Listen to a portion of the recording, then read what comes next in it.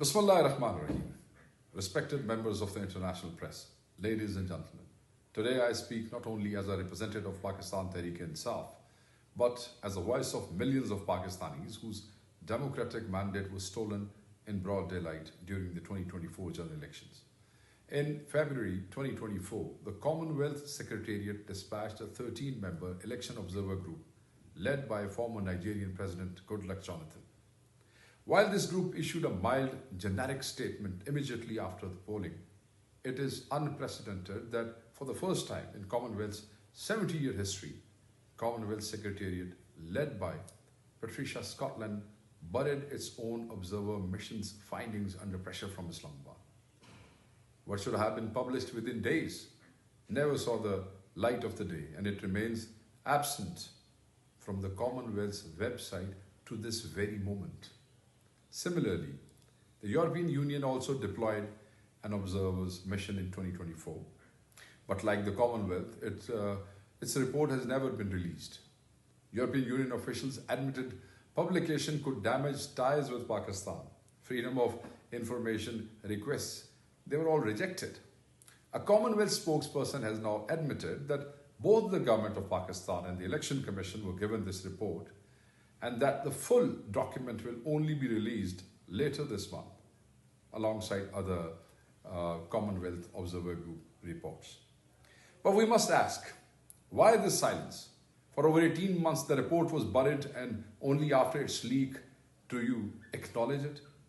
Why was the truth withheld from the people of Pakistan and international community? On what date exactly was this report handed over to the government of Pakistan and the Election Commission? Was this prolonged silence a calculated act of complicity to shield establishment-backed fascist regime in Pakistan? Thanks to the leak by Dropsite News, the truth is now undeniable. Pakistan's 2024 elections were neither free, nor fair, nor credible.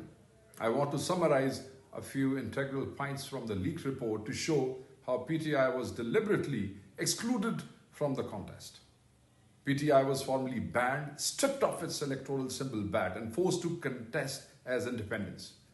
Imran Khan was handed convictions days before the polling to bar him from running, while PMLN's Nawaz Sharif's disqualification was overturned. Party offices were raided, leaders and workers arrested or disappeared. Judges revealed there was pressure, surveyed and harassed. Verdicts delivered under duress. Media coverage of PTI was systematically restricted. The leaked report highlights that the legal silence period before polling was openly violated, while PTI was silenced. Major English language newspapers ran blatant PMLN campaigns, headlines such as "Choose Progress over Lies." Nawaz urges public filled front pages, while PTI was rendered invisible. The Election Commission and media regulators stood idle, applying the law selectively in PMLN's favor. Despite this, the people of Pakistan came out in force. When suppression failed, results were directly tampered with. On February 8th, democracy was subverted through a coordinated assault. Nationwide internet and mobile services were shut down. The Election Commission's results transmission system, EMS, collapsed. Television channels initially showed PTI's sweeping leads before broadcasts went dark, returning only with reversed results. Observers noted glaring discrepancies between Form 45s from polling stations and the Form 47s later consolidated, unlawfully declaring winners against the will of the people. The Commonwealth observers themselves state the following observations in the report. It cannot be ignored that institutional decisions consistently disadvantaged one party, that is PTI. Election day communication blackouts rendered the results process opaque. In many constituencies, Forms 45 and 47 differed, leading to candidates being unlawfully declared successful. Incidents of arrest, disappearance, and harassment of PTI candidates and workers amounted to an assault on their constitutional rights. These are not our allegations. These are the findings of independent observers. The leaked report confirms that internet and mobile shutdowns were deliberately timed to cripple PTI. Online rallies in December 2023 and January 2024 were sabotaged. On election day, blackouts prevented polling agents from coordinating, disrupted voters' transport and destroyed the transparency of results. Social media platform X, Twitter, was restricted for months precisely when videos of electoral fraud were being shared. Amnesty International called these shutdowns as direct attack on people's rights. The Committee to Protect Journalists warned they undermine democracy.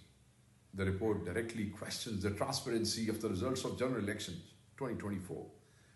In many constituencies, Forms 45 handed to polling agents differed from those submitted to returning officers.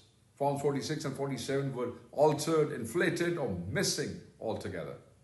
Even after the legal deadline, the Election Commission failed to upload complete results. When forms were later re-uploaded, most changes favored PMLN candidates. The design was deliberate, deprive PTI of its rightful majority and deny it government formation. The report also recognizes the decisive role of Pakistan's youth. 45% of registered voters were between 18 to 35 years old. Nearly 57 million citizens. 22 million were first-time voters, the single largest new bloc in the country's history. PTI uniquely mobilized this demographic through digital platforms, making youth the backbone of our strength. This is precisely why suppression was targeted at Aswa in Pakistan. Real change lies within youth, and in 2024, the youth stood with PTI. Since these fraudulent elections, Pakistan has slid further into authoritarianism, crackdowns on journalists, and restrictions on civil society, mass trials of PTI workers and leaders in the courts, continued persecution of Chairman Imran Khan and his family. The Commonwealth report concludes unequivocally, democracy in Pakistan can only take root if the military and the civilian authorities remain within their constitutional bounds. State institutions must stay above politics and respect the sanctity of independent democratic bodies. This leaked report is damning. It confirms what millions of Pakistanis already knew. Their votes were stolen, their voices silenced, and democracy sacrificed at the altar of power. What stands today in Islamabad is not a legitimate government. It is a parliament of forged Form 47s, fake government, making fake laws with fake representation. For the first time, both the Commonwealth and EU Observer reports on a member state remain unpublished. This coordinated silence is a stain on international credibility. Our party will be writing to His Royal Highness King Charles, head of the Commonwealth, urging him to personally ensure that this grave matter is investigated. At the same time, PTI will be writing a formal letter to the Commonwealth Chair in Office. Alongside this, we will constitute a dedicated committee tasked with engaging directly with relevant diplomats and representatives in their respective Commonwealth states. This committee will present our concerns and ensure they are formally communicated to the heads of those states. We will also be writing to the European Union, urging that the full report on Pakistan's 2024 general elections be released without further delay. We urge both Commonwealth and the European Union to stand with democracy and help restore sanctity of the ballot in Pakistan. The people of Pakistan remain unbroken. They stand with Imran Khan. They stand with justice and with democracy. This is not just PTI's fight. It is the fight of every Pakistani who believes their vote must count. Thank you very much.